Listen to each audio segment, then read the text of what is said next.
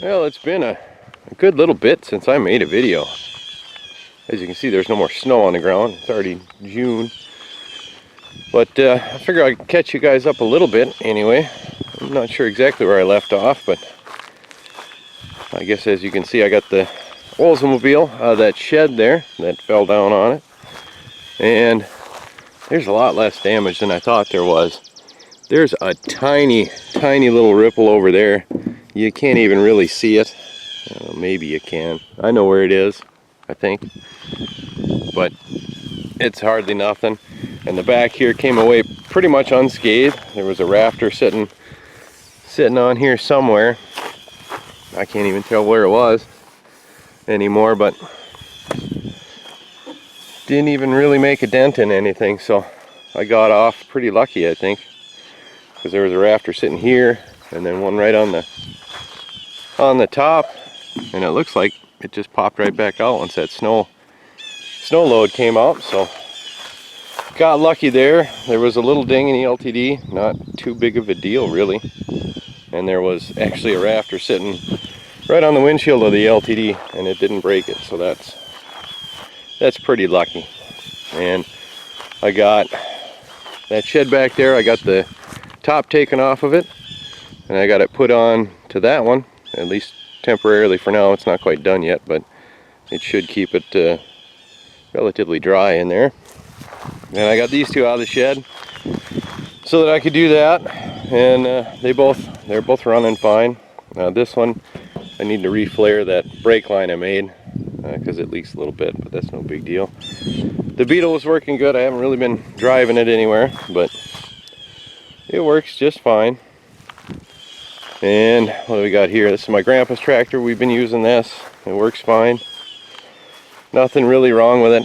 Hydraulics still don't work. I haven't dug into that, but other than that, it moves, it drives, it runs. This has been working good. Pretty good anyway. Hydraulics work in this one. And the neighbor gave us a free back blade for it, so put that on and we've been taking care of the driveway with it. And it's been working pretty good. I got the Ariens fired up and I got myself a free trailer. I'm going to have to do some work too. It's a little bit rusty, but I think we can make something work out of that. I'm going to patch up the rust, get some air in the tires. I think I'm going to replace this guy because that's pretty messed up, but the price was right anyway. And then I guess we'll show you the shed here. Yeah, what's left of its glory. The tarp came off pretty easy, which is good. I thought I had it dug down into the ground, but it was just covered in pine needles, so we got lucky there. And as you can see, I cleaned up some of the rafters here, got those out of the way to get the cars out. And yeah, I think what did this one in was the wind load from this side, because it sat all winter with all that snow on it and it was fine, but once the wind came we had a little bit of a storm and I think it just pushed her in, rocked the whole thing to the side, and then it broke, and you can see this top plate kind of rolled in. So I'm thinking if I had posts dug in, a couple of posts along the side here to stiffen it up, it probably would have survived. But oh well. And the rafters, I would probably build those differently. They're built the way they are though because I had 7-foot 2x3s to work with, and you can see I don't know if you can see on this one, but you can see where they failed for the most part. Right there, they broke.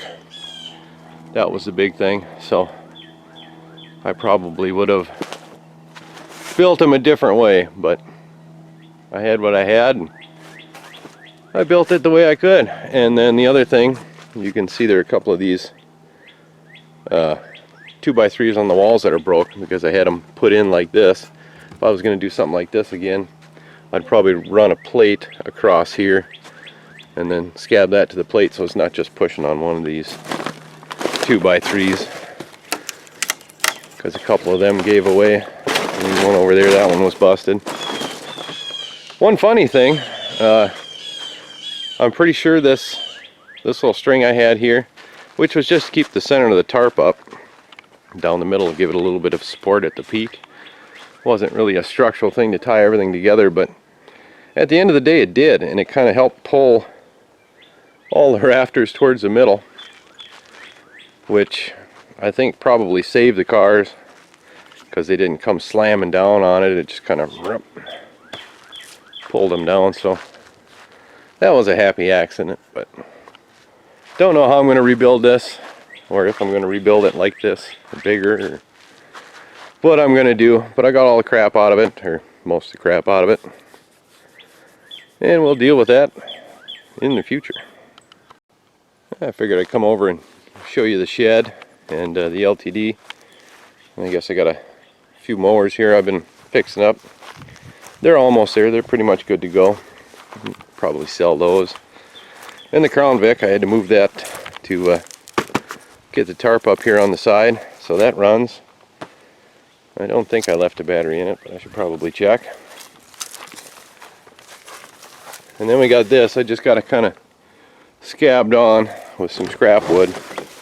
This was just kind of a hurry up and get it done sort of thing.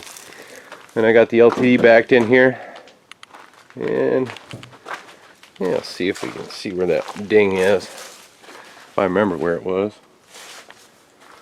Oh yeah, right here. So I got a little bit of a ding there. Not really the end of the world. I think that was about it on this thing, and nothing hit my grill or my piece that goes on the trunk, so we got pretty lucky there.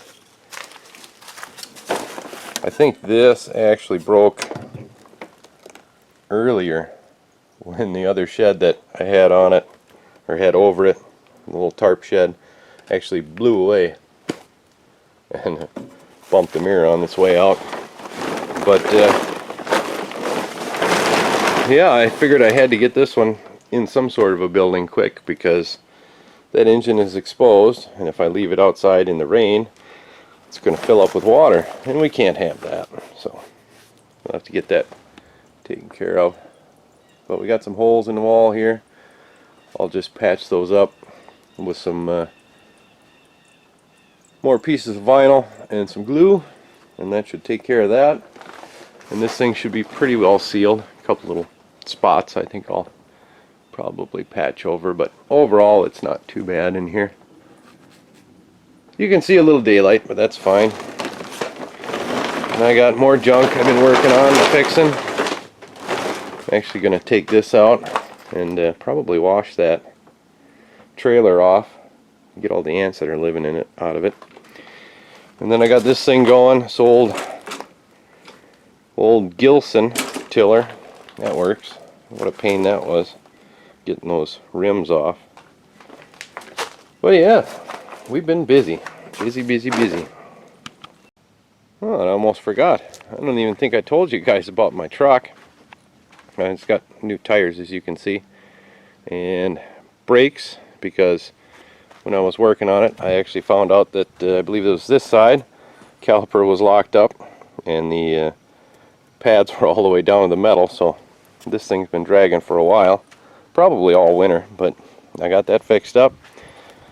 And the reason I looked at that was because my cab had actually fallen down onto my gas tank and kind of crushed it and put a couple holes in the gas tank. So we'll probably slide under here and I'll show you my fancy fix. As you can see, the cab mount has rotted right out. Both of these, the front and back, have rotted right out. So my ingenious plan was treated wood. I laid that on the frame and I ran a lag in from the top, and it holds the cab up high enough so that it's not sitting on my gas tank anymore. And I threw up some JB Weld on top of there, but I think I might still have a couple holes because It's leaking a little bit. You can smell gas, but whatever. The 2x4s, they'll hold her. She'll be fine. Don't show the DOT. They don't need to know. But I kept her on the road for a little bit longer anyway, until something else breaks.